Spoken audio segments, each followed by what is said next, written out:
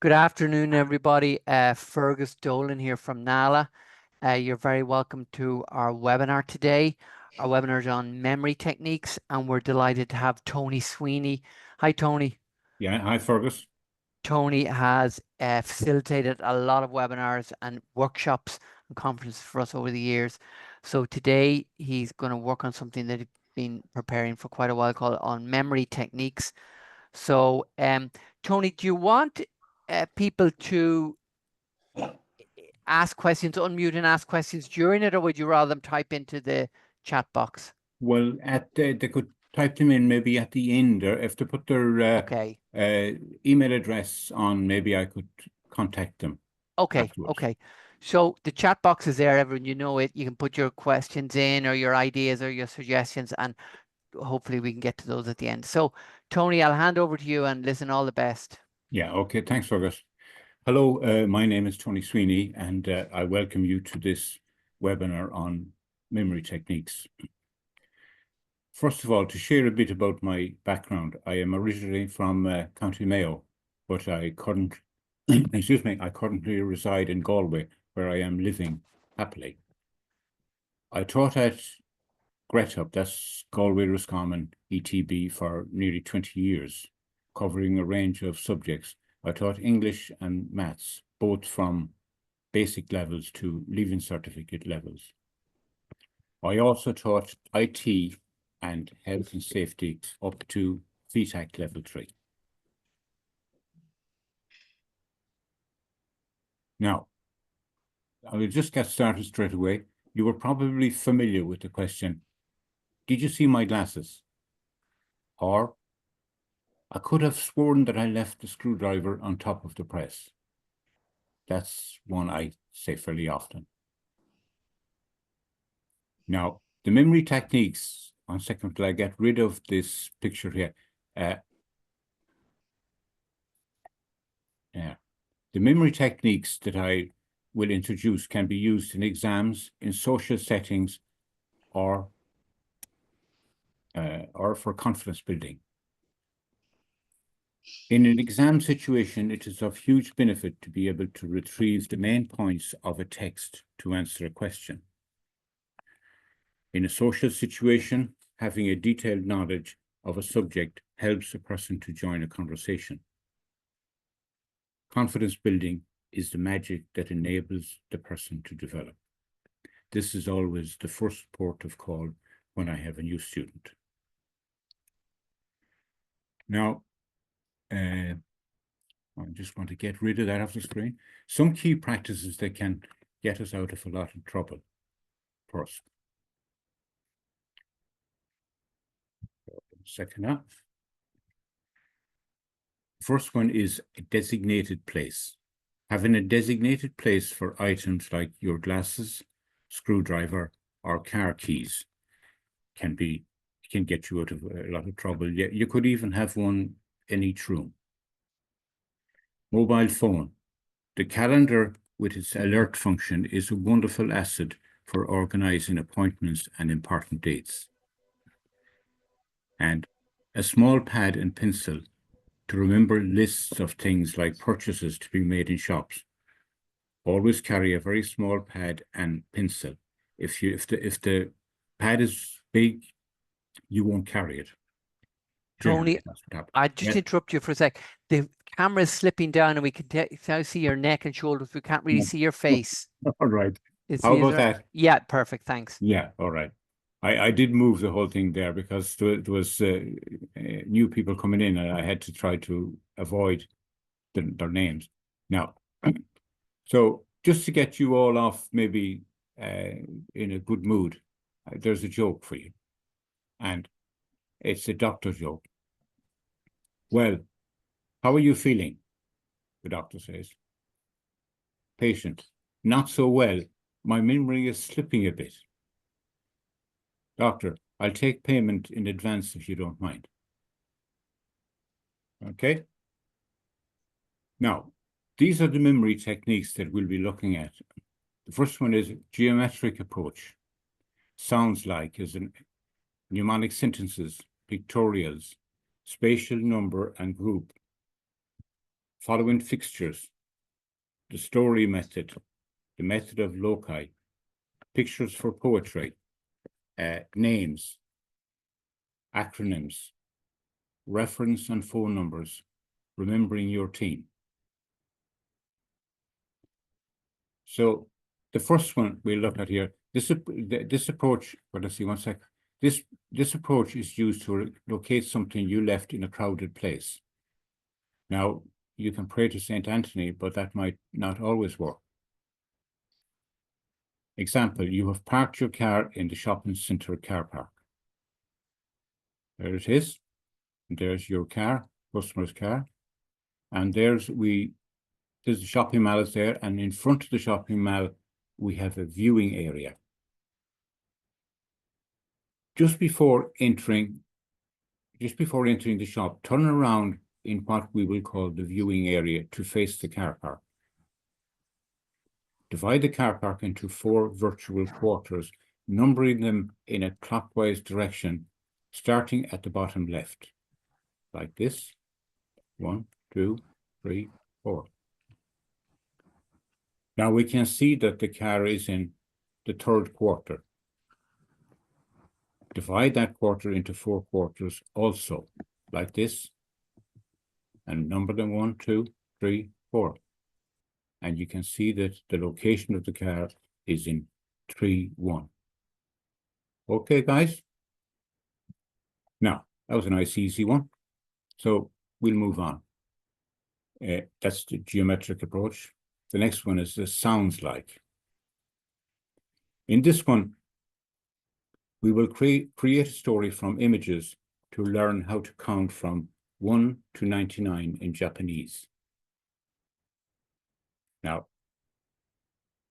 these are the numbers from 1 to 5 in Japanese, right? And we make them sound like these English words. So you have ichi, ni, sand, shi, go. And you turn it into a story like this. A girl has a nichi, ni, from falling on the sand, and she goes home. Then you have from 6 to 10, you have Roko, Nana, Hachi, Gul, Jul. So rocking, we turn it into rocking, Nana, Hatch, Gul, Jul. And this is the story. In a rocking chair is her Nan. Nan has hatched an egg, but a cool jewel came out instead of a chick. Okay. There's the cool jewel. So here we have from 1 to 10 in Japanese, and we're going to count up to 100 using this system. 11 is 10 and 1. So from this, you can say it's ju ichi, 10 and 1. Right, 12 is 10 and 2 is ju ni. Ju ni. 13, 10 and 3, and you go ju san. You go to 20, 2 10s, that's ni ju. You got 21 is 2 10s and 1, ni ju ichi. Ni ju ichi. Now 22 is 2 10s and 2. So 2 10s is ni ju ni. 35 is 3 10s and 5. So 3 10s is san, ju, go. Go is 5. 51 is 5 10s and 1. So you have go, ju, ichi. 62, you have 6 10s and 2. So you have roku, ju, ni. You have 73, you have 7 10s and 3. So that's nana, ju, san. You have 85 8 tens and 5. So that's hachi, ju, go. And next one is 99. 9 tens and 9 with ku, ju, ku. And I just took this one in at the end. It's for 100. Ayak. Okay, so now you might wonder what inspired the images. Well, the first one comes from an incident where my young daughter fell on the beach and picked up a little rash on her knee, which lasted about 2 weeks. The second image comes from a story called Tuan, written by a French writer called Guy de Maupassant. He tells how a man hatched out a clutch of eggs while he was bedridden. His wife thought that he should be doing something useful while he was lying in bed rather than wasting his time. Now, the basic advice on this method is to look at the data to be remembered and to match it with suitable images. Mnemonic sentences.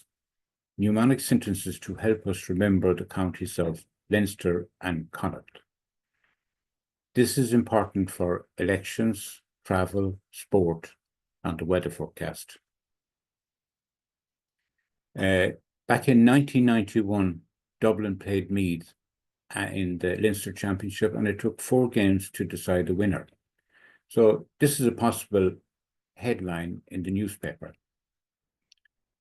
Laois can't afford to let Dublin and Meath kill off the low counties.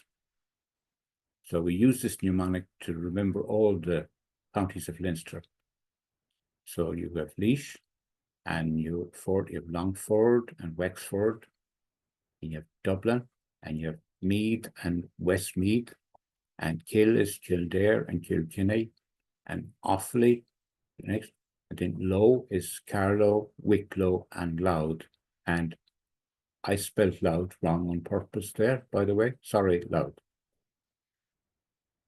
Okay, let's move on to just pictures of the province.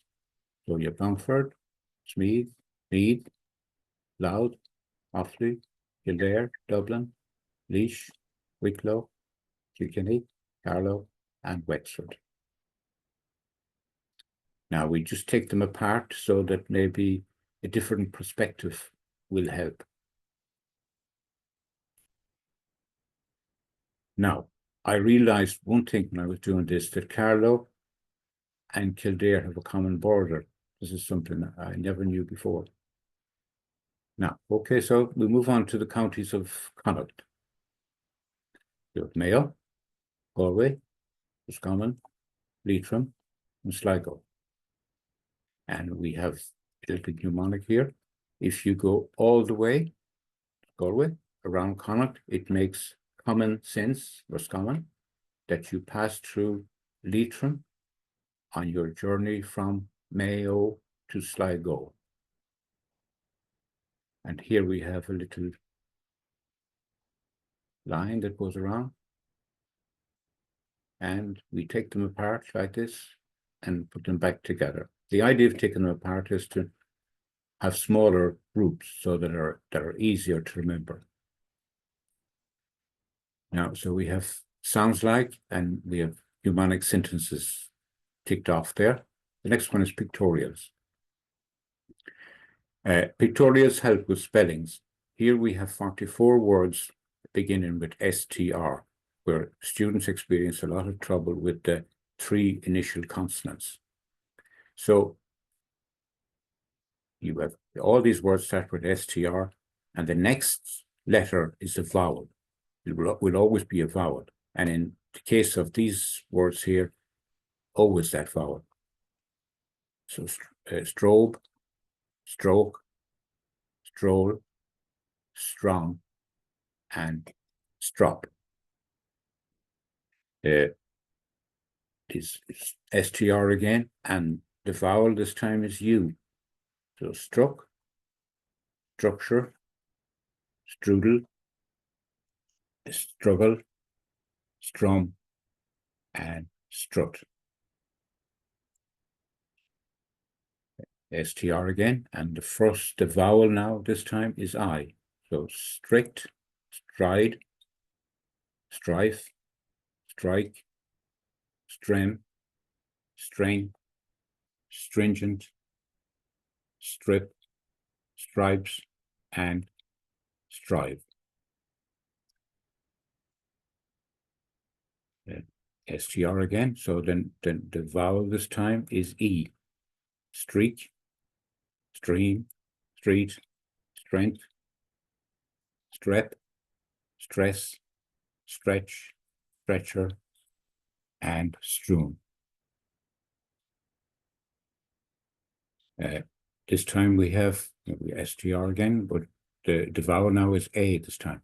Stradivarius, straggle, strain, straight, strand, strange, and sprangle. These words, the vowel in these words is A again. So that's straight, strap, strata, strategy, draw, strawberry, and stray.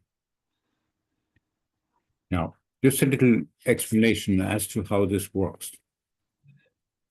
So, if the learner can recognize a word as belonging to this collection of images, then he already has the first three letters of the word.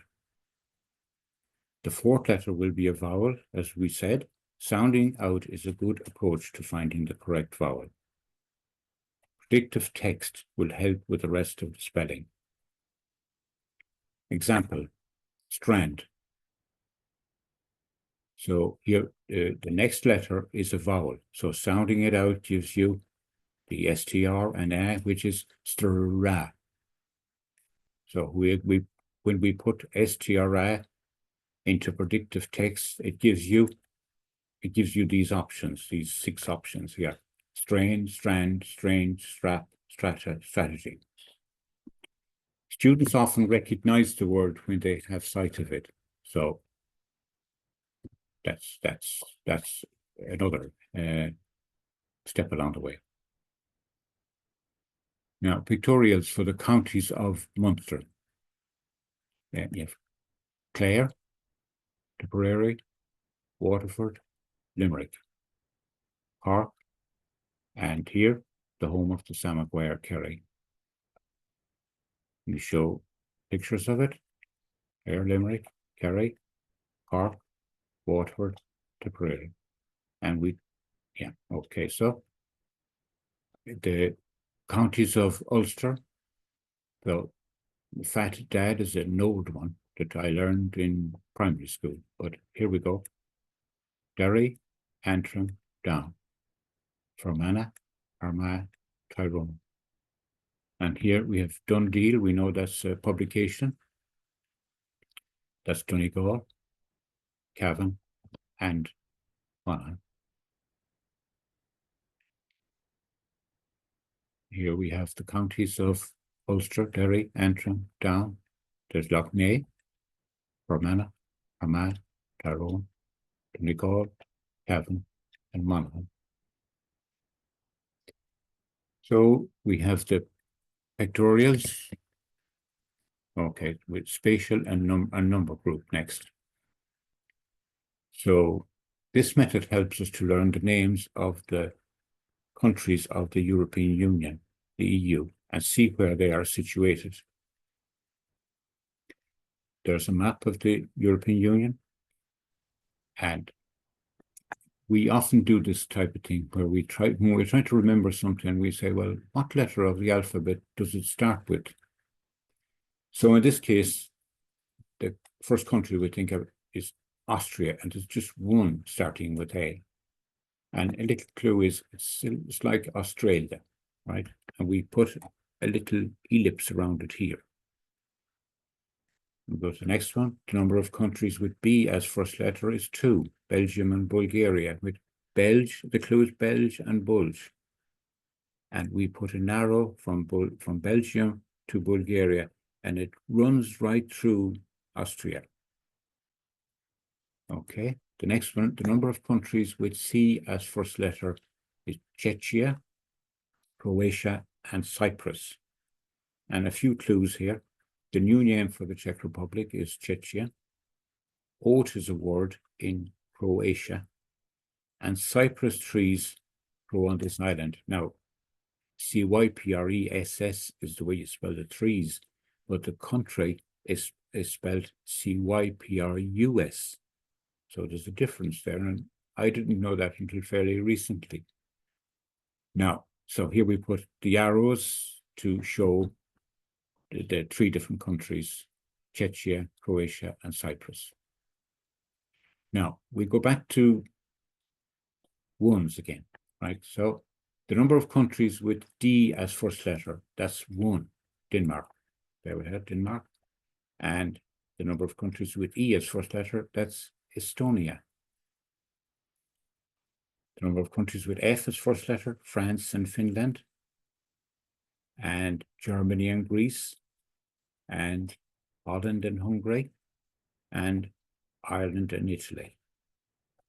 Now, J and K don't have any countries with these letters as first letters. So the number of countries with L as first letter is Latvia and Lithuania and Luxembourg. Okay. Now, start at ones again. The number of countries with M as first letter is 1, Malta. And we put a little ellipse around it there. The number of countries with P as first letter, Portugal and Poland. And now back again to ones. The number of countries with R as first letter, Romania. And the clue is it's like Rome, sounds like Rome. And the last of these is now, the last 4 is the number of countries with S as first letter is 4, Sweden, Spain, Slovakia, and Slovenia. And there they are. Now, we look at the pattern of letters here.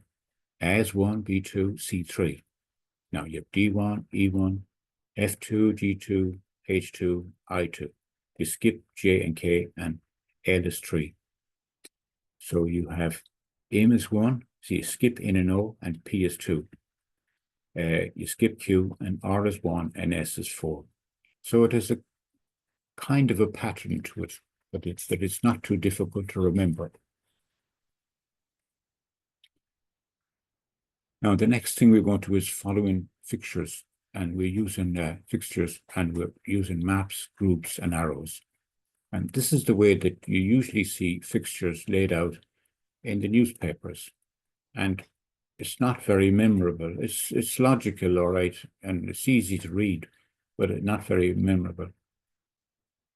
Now, the fixtures in the last 16 of the 2022 World Cup, these were them. But we will use a different, a better way of trying to remember them. So the United States played Holland and Argentina played Australia. So these two are in the Northern Hemisphere and these two in the Southern Hemisphere. And Holland won that one. Argentina won that one. And here we have the quarterfinals between these two teams. And the winner was Argentina. And they go into the semi-final. The next 4 are 2 teams here in it. Japan and Korea are from the far east of Asia. So Croatia played Japan, and Croatia won that. Brazil beat South Korea. So Brazil play Croatia in the quarterfinal, and Croatia got into the semi-final. The next 4 are England. England beat Senegal, and France beat Poland. So England played France in the quarterfinals, and France got into the semi-final. In this one, Spain and Morocco and Switzerland and Portugal. Now, Morocco beat Spain. That was a huge shock. And here, Portugal beat Switzerland. In the quarterfinals, Morocco beat Portugal. That was quite a shock too. So they got into the semi-final. Morocco. Now this is the semi-final. So Argentina versus Croatia and Morocco versus France. So Argentina versus France in the World Cup final. And the champions are Argentina. Okay, now we're moving on to a story method. It's kind of linking information by using a story.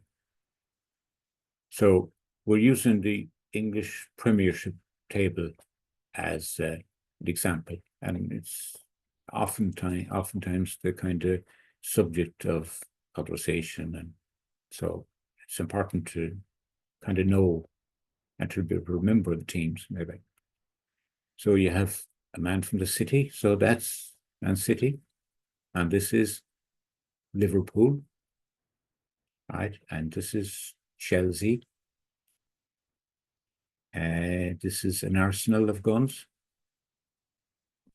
It looks bright in the background, and you see the arrow to the right, so it's Brighton. This, of course, is Spurs, and this is Forest, Nottingham Forest. Now, then we use the images and we put them into a story now.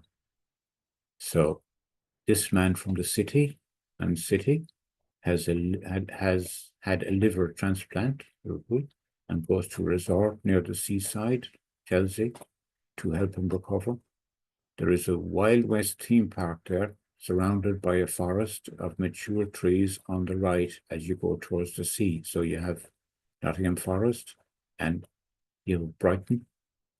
He puts on his cowboy boots and spurs, and examines the guns in the arsenal for shooting on the rifle range.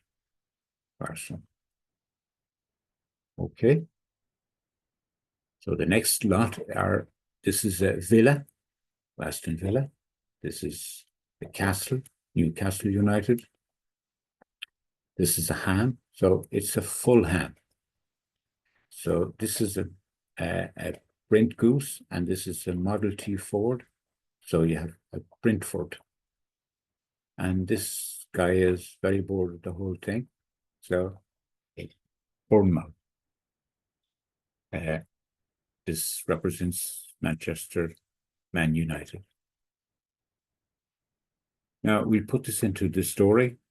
A couple who own a villa have a child born to them, Bournemouth. They decide to invite all the people in the area to a big party in a local castle, Newcastle. All the people are united in congratulating the couple, Man United. The child is driven to the party in a rented Model T Ford car, Brentford.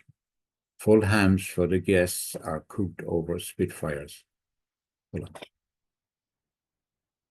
Okay, this is the last group. Wolves, Crystal Palace. This is West Ham. Leicester City, that's the famous jockey, Leicester Piggott. This is Southampton. This is Ipswich Town. And this is Everton. That's their nickname, the Toffees. So we put this into a story. So wolves that are used to guard Wolves, that's Wolves, the club, Wolverhampton Wanderers, used to guard the big palace, are fed only on ham bought in the West. So, Crystal Palace and West Ham, bought in the west of the country. An interesting fact is that Leicester Piggott, that's Leicester City, the famous jockey who lived next door and raced a lot in the south of the country, ate very little ham because it increased his weight too much. So that's Southampton. Some ancient witches, that's Ipswich Town, didn't approve of people eating ham because it had too much fat. In fact, they would have preferred to see people eating toffees forever. So that's Everton. Okay, so we move on to this is the main part of these memory techniques thing, and it's called the method of loci. It's a very, very old method, but it's kind of started to become popular again. We associate items with key objects. Objects must be familiar, such as furniture or items in your house, backyard, or neighborhood. So this is the first lot of items to be remembered. Calendar, hammer, scarf, oranges, sailboat, dog, giraffe, egg, pint of Guinness, and coffee pot. And the second container, smoker's pipe, cap, shoe, bowl of fruit, ball of thread, potato, electrical lead, bunch of carrots, jacket, and pencil. Now, we're going to have to be able to remember all 20 and in that order. Okay, here it goes. Now, we're picking out the key objects. The first, where there are 10 objects in your sitting room. Like that's the door of the sitting room, right? That's our Tiffany lamp. That's an old television. A little cabinet. The fire. The couch. Window. The armchair. Bookcase. And the sitting room table. Now, so we're going to associate these items here with the key objects. So the first one we'll put up here is the calendar. We'll attach it to the door, right? And you'll notice that it's from 1950 and the 25th of August. That was the day I was born, a long time ago. So now there are other things that you'll use the other senses, like you might smell the calendar and it might have a plasticky smell. Maybe it's shining, light shining, reflecting off it. Maybe it moves when you open and close the door. So you use these things to help you remember.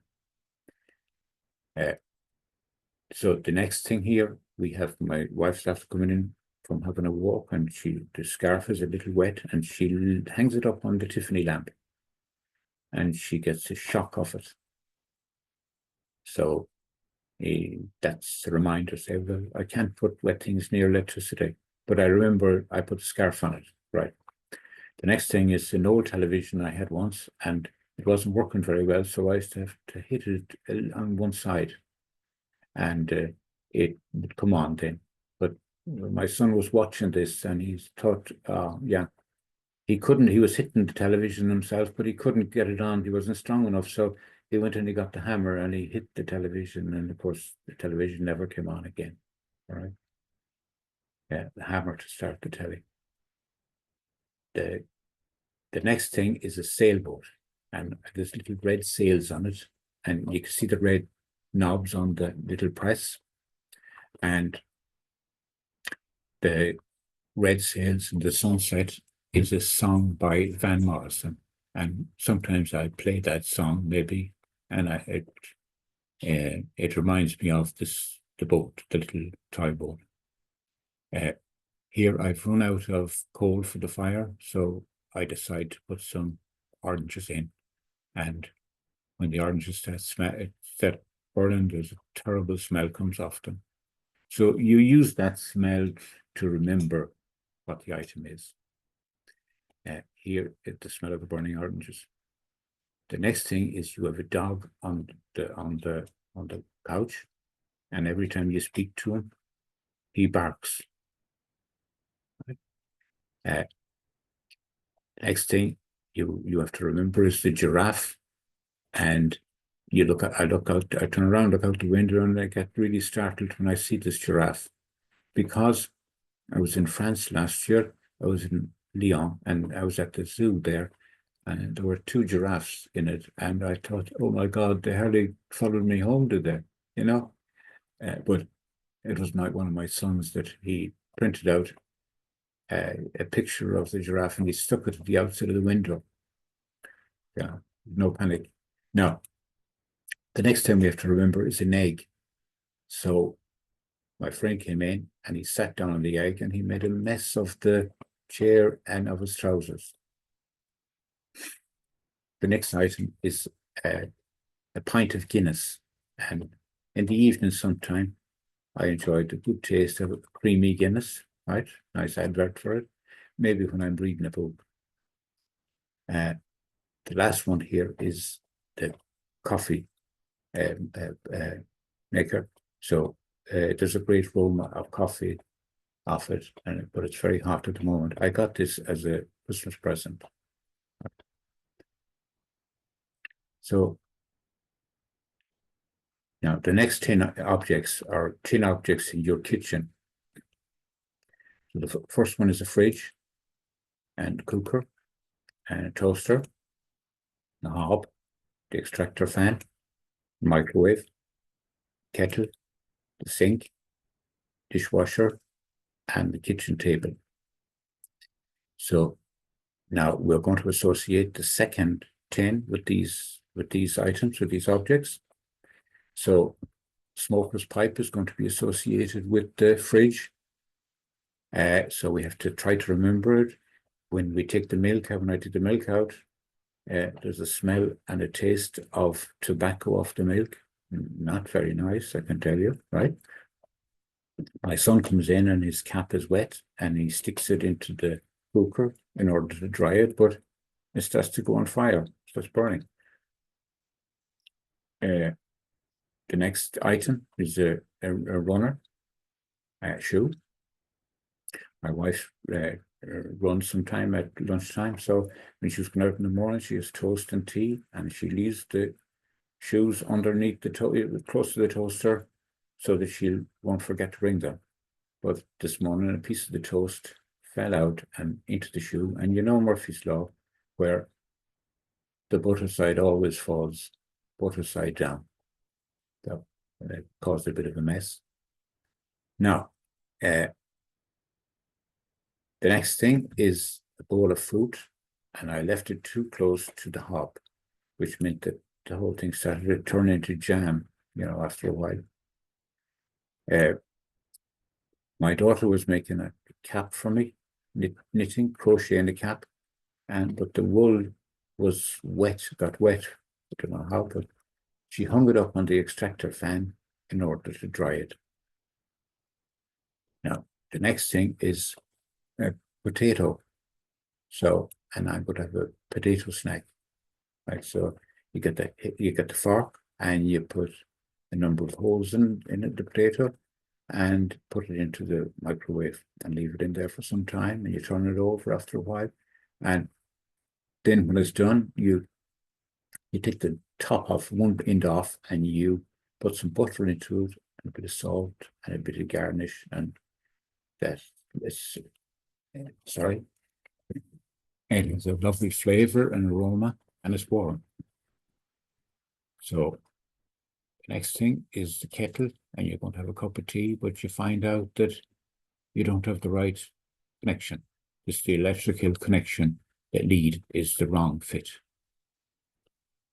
Here you have a bunch of organic carrots, and lovely smell of them and beautiful taste, very healthy. So this one here is, my son comes in and he wants his jacket washed, but the clothes washer is broken. So he decides to put it into the dishwasher and put one of the dishwasher tablets with it, but it shrinks. Okay. The last item is a pencil. So we've been warned not to put marks on the table, but of course, everybody has his autograph written somewhere on it now. Now, we go back to trying to recall what these 20 objects were. Now, I know I went through them rather rapidly, but you'd want to go maybe a little slow. But key objects, these are the 10 objects in your sitting room. and you have to reveal the items from 1 to 10. So I trust you that you'll get them right. It would slow up the proceedings if I started asking everybody what they were. So I take it that you have it right. You have them right. So the first item is the calendar, scarf, hammer, sailboat, oranges, dog, the giraffe, the egg, the pint of Guinness, and the coffee pot. And here we confirm that that's true. Okay. Now, we'll move on to the next 10. These are the key objects. These are the 10 objects in your kitchen. And we try to reveal these. So the first item here associated with the fridge is the smoker's pipe. The one associated with the oven is the cap. And the one here with the toaster is the shoe. The one with the hob is the bowl of fruit. And the extractor fan has been matched with the ball of wool. The microwave is matched with a potato. The kettle is matched with the electrical lead. The sink is matched with organic carrots. The dishwasher is matched with the jacket. And the table here is matched with the pencil. There it is. Now, this system can work for, well, I tried it in class for many years, and it's easy to operate. But with a bit of study, a bit of practice, you can get up to 100 items in the order that they're set for you. Okay. Now, so that's the flow column. So the next one, or the next picture, I'll just check the time. So I have 15 minutes to go. Pictures for poetry. So here I'm taking W.B. Yeats's poem, The Wild Swans That Cool, and we'll go through it, right? And we'll use pictures to help us remember it. And the pictures here, by the way, are taken from Deep AI image generator. Trees are in their autumn beauty. The woodland paths are dry. Under the October twilight, the water mirrors a still sky. On the brimming water, among stones, are 59 swans. The 19th autumn has come upon me since I first made my count, and saw before I had well finished all suddenly mount, and scattering great broken rings upon their clamorous wings. I have looked upon those brilliant creatures, and now my heart is sore. All's changed since I hearing at twilight, the first time on this shore. The bell beat of their wings above my head trod with a lighter tread. Unwearied still, lover by lover, they paddled in the cold, companionable streams, or climbed the air. Their hearts have not grown old. Passion or conquest wander where they will, attend upon them still. But now they drift on the still water, mysterious, beautiful. Among what rushes will they build? By what lake's edge or pool delight men's eyes when I awake someday to find they have flown away? I'll just say that we were privileged to have W.B. Yeats in Ireland. So, we'll move on to the next one. We'll just go to names.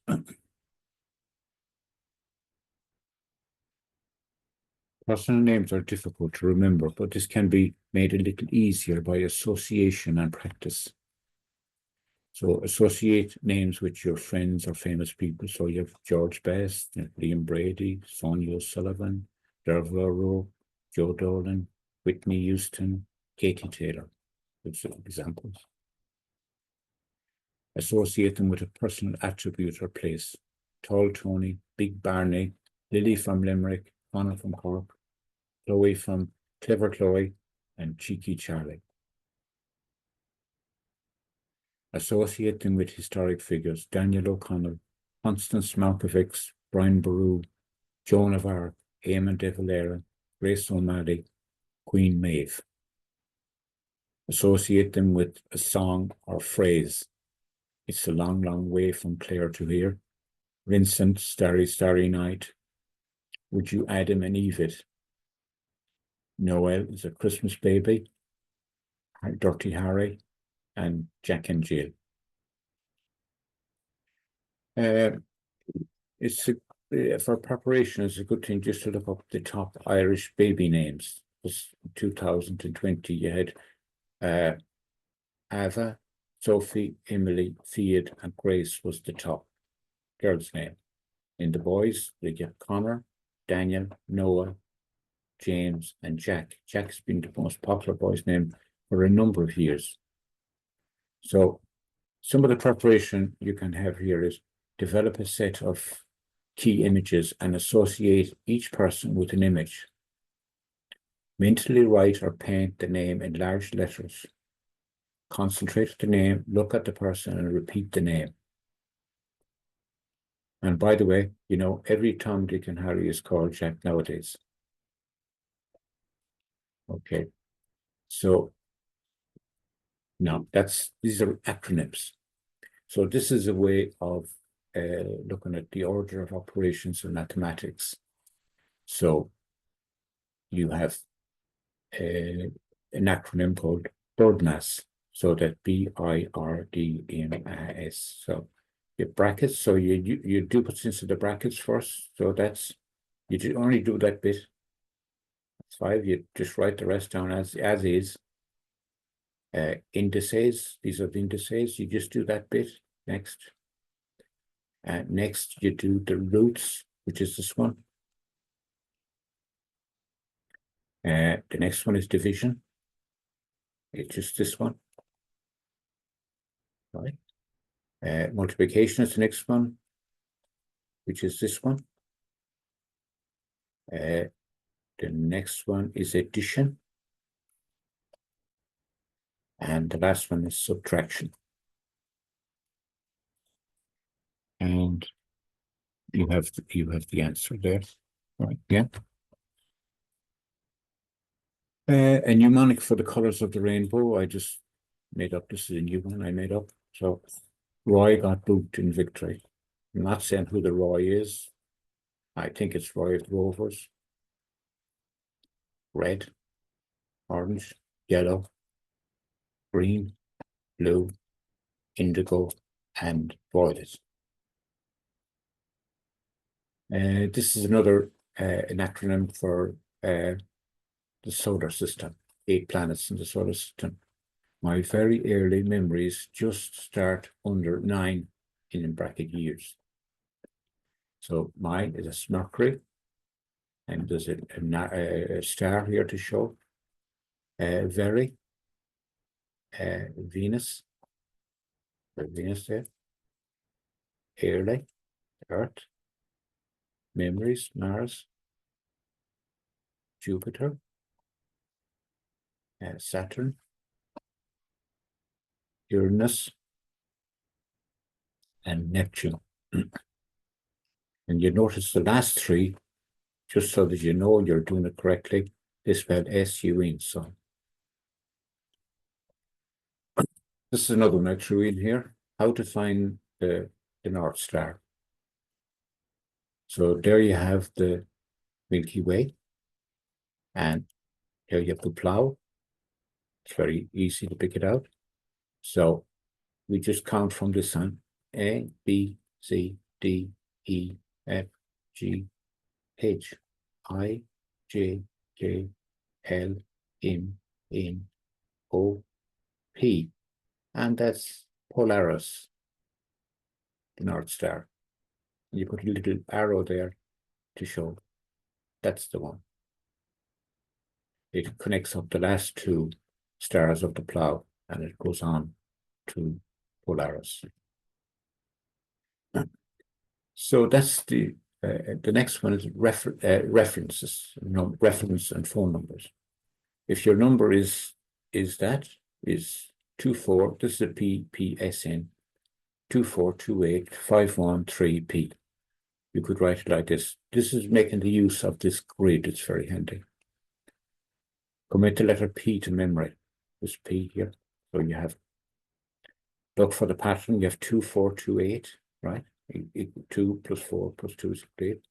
And 51, just one more than 50. And then you have this 5 minus 2 is 3. There you have it. Remembering a phone number. So you break it up into like that, so that's into a pattern. So you commit 085 to memory, and you see that each one of these lines, it's broken in such a way that it starts with the same number. So it starts with 7 there each. So you have 2, 3, 4, 5. Dead easy. If your number is 089 2635 745, commit 089 to memory. Look for a pattern. So you break it up so that it suits you. So you have the 2, 3, 4, 5. So 2, 3, 4, 5. And all you have to do is then put 5, 6, 7 in the two boxes there. Remembering a reference number. So your number here is that, and you commit the letter R to memory. And here you have your house, your friend's house. My friends live in house number 97, which has 3 windows, right? That's the 97, 3 windows, 1 door. They have 2 girls and 4 boys, and they have 6 cats and 2 dogs. So, now the last thing that we're doing here is we're trying to remember the Irish rugby team. Now, you make a story of the pictures, be creative, use broad parameters, play to your strengths. Now, we're all very proud of our Irish rugby team. So here it goes. So there's a key in his hand there. So that's Hugo Keenan. The hand is Mac Hansen. James Lowe. You see the keyhole in the door is down very low. That's Bundy Yaki, that's a bun. And the hen is Robbie Hinshaw. There's Craig Casey, that he's bringing his case, he's going to close, going visiting, by the way, to the hen. This pro is Jack Crowley. So that's the story of the first part of the team before going visiting the hen. So the second part of it is the pilot returning from the Sahara, and he's really thirsty, and he's cold, he's in Dublin. So he's having a pint of porter, Andrew Porter. Dan Sheehan, he says, shh, he doesn't want to be interrupted while he's having his pint. He says fur coat on, so it's tight for long. And then his James Ryan is in the Ryanair car. Joe McCarthy is the number of the car is Joe. type burn. You have the fire coming out, it's the burning fuel. And you have Caelan Doris, which is Caelan Doris in Irish. And you have Josh van der Fleer, he's a flyer, right? So this is the team, the front row, Tyke Furlan, Dan Sheehan, Andrew Porter, lock forwards, Joe McCarthy, James Ryan, back row, Tyke Byrne, Caelan Doris, captain, he's from Mayo, by the way, Josh van der Fleer, and we're very proud of him. Out half, Jack Crowley and Craig Casey, centres, Bundy Yaki and Robbie Hinshaw, wingers, James Lowe and Mac Hansen, and the fullback is Hugo Keenan. That's the lot. And these are recommended readings, right? And thank you for your attention. I was Tony Sweeney, the presenter. I hope you enjoyed it. Thank you. Tony, that was fantastic. So many tips there, really inventive, really creative. And you can see that you put in so much work into that presentation. So thanks so much, Tony. We've got time for one question. If anyone wants to unmute and ask Tony a question, feel free to.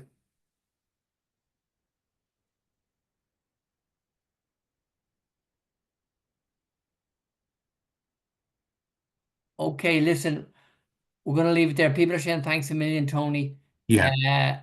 Yeah, Anne will never forget her Japanese numbers. That's true. That is so very clever ideas. Thanks, Tony. Well, I just put Japanese numbers because it was something far away from, from what Exactly, not the norm at all. You can't dredge up a story to remember practically anything. Yeah. Tony, the camera's gone down again. You need to raise it up for your face. Sorry. Yeah. Okay. Yeah. Is that okay? Yeah, absolutely. So listen, people are just saying thanks very much, very informative, very helpful. So thanks again, Tony, for making such an effort with the presentation. Yes. I hope you all enjoyed it. Tony's going to send me on his presentation and I'll email it on to everybody who registered for this workshop. And also by tomorrow or Monday, I'll have the video recording of this webinar on the NALI YouTube channel. So it just leaves me to say thanks again to Tony and thanks everyone for tuning in and all the best. All right. Thank you. Bye-bye. Thanks. Bye-bye now. Thanks.